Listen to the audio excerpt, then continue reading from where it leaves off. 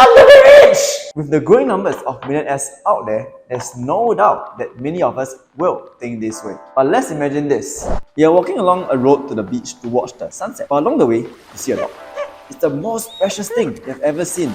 So you go and pet it. And then, you walk past your favorite ice cream shop. So you go and get a cone.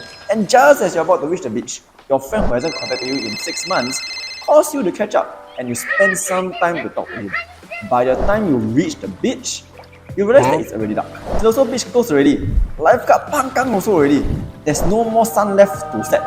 Unfortunately, that's the fate that most of us find ourselves in. We have to go to get really rich. It's right there. But somehow, unforeseen circumstances pops up and we get put away from it.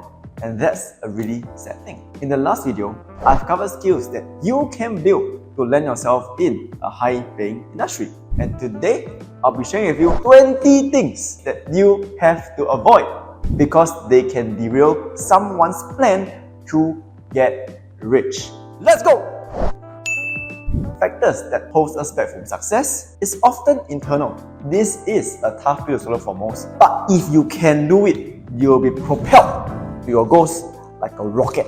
And the first layer that we can cover is our own ego, which can manifest in many different forms. Landlord, who is someone that I've been learning for quite a while now, has done up a really amazing in-depth video about this. I mean, if you guys are interested, I'll link his video in the description below. But today, I'd like to cover 13 manifestations of ego in a Singaporean context.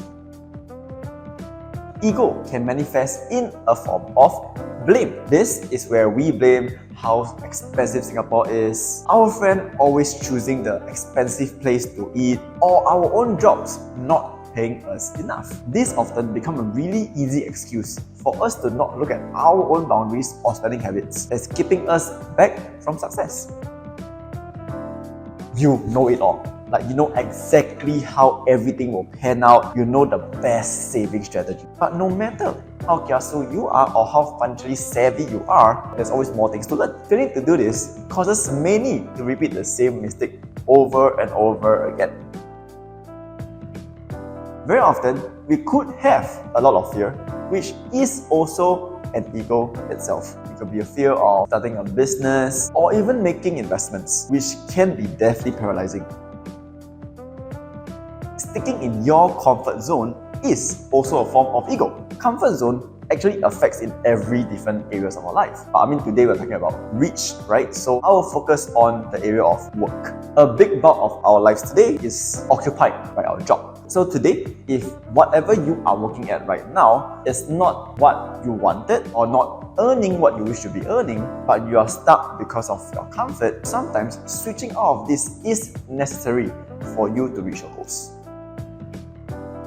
Judgments, either through conditioning or your own accord, could be keeping you insecure or unmoving too. If we see some guy in a nice suit, wearing a Rolex walking past, our first instinct is to think that he's cocky or he comes from a rich family, his father's money, or 做偏. That same kind of judgment can be keeping you from achieving that same money because you're constantly pushing it away. You have a negative cognition to that.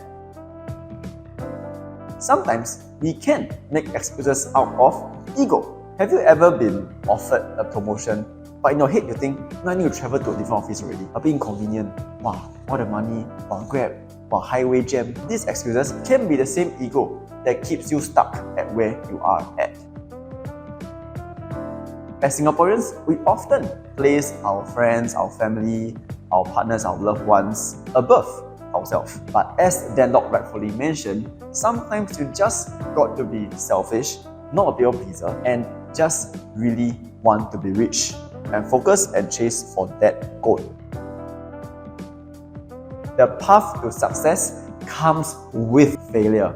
And if you have to justify those failures with the 500 possible reasons that come to your mind, you are definitely not going to continue moving forward with the same hunger that you actually started with. Have you thought things like, rich people are selfish.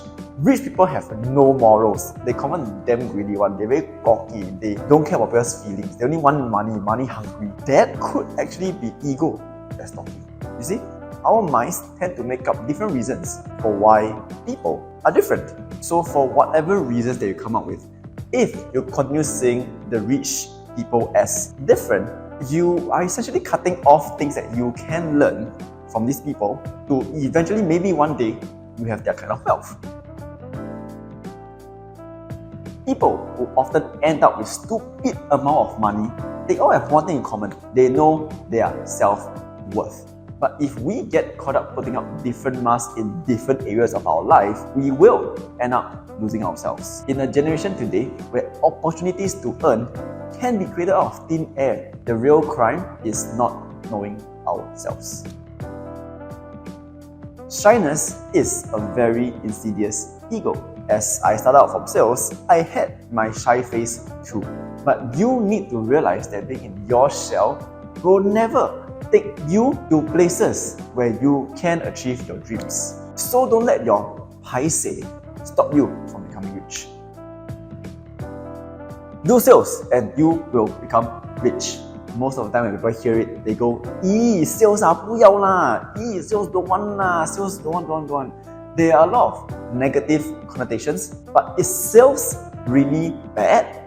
Or is it because of the fear of judgments? Is it really the job that holds you back? I don't think so. And that is an ego that actually holds us back from being rich, because you are being reactive and not proactive.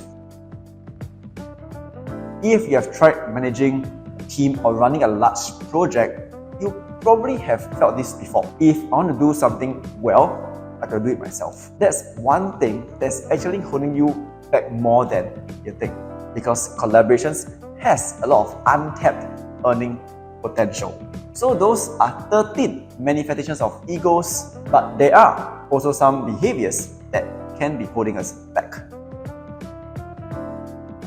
It's actually one of those things that creep up on you without you even knowing.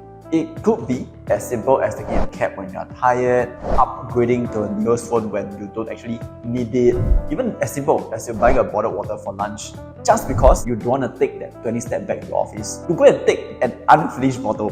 This article from New Trader U states that short-term desires can most definitely derail retirement plans or ruin financial health. And I couldn't agree more. Instantly gratifying actions may seem small, but they really do add up. Let's take a cab example. Maybe average ride is 20 bucks. You take it twice a week. That will actually add up to 2,080 bucks in a year. And that amount could have been used for retirement plans or investments. And as I mentioned in my previous video of the 100k by 30, each dollar saved can compound and make a huge difference on when you can hit your financial goals. That doesn't mean that you cannot treat yourself from time to time, but every time you start to think, don't you think about it lah, small thing only. Wait, pause, and really think how many times that small thing only have actually happened recently.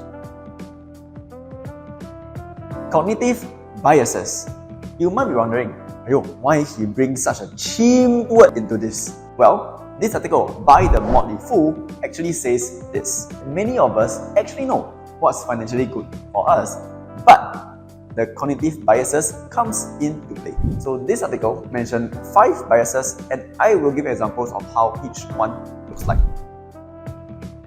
How many times do we open our savings account to see if we have enough money saved up before we make a big purchase? This act of looking for proof that you can actually afford things can easily justify poor financial choices. So you may not be getting much poorer, but you're not getting much richer either. If we see that a stock has gone up, we may assume that similar stocks in the same sector will also go up. But if we buy them without first researching on why the stock actually appreciated, we may end up misusing our investment liquidity. Or in the worst case, we buy the tanking stocks of their competitors. If you notice, sometimes you'll see promoted ads on products on sale on social media. But if you actually go and dig around other online stores, you will realize that the same product is actually sold at a fraction of the price.